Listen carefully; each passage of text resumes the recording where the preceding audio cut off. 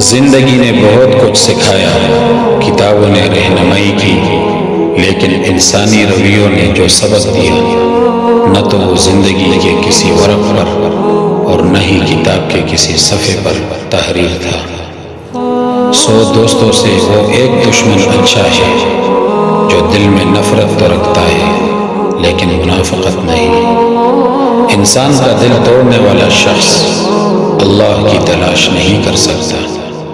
نا امید شخص ہر اچھا موقع بھی گنوا دیتا ہے، اور پر امید شخص ہر پریشانی میں بھی موقع تلاش کر لیتا ہے۔ کائنات کی سب سے مہنگی چیز احساس ہے جو دنیا کے ہر انسان کے پاس نہیں ہوتا۔ پیسے کی امیری تو عام ہے، دل کی امیری اللہ تعالیٰ کسی کسی کو دیتا ہے۔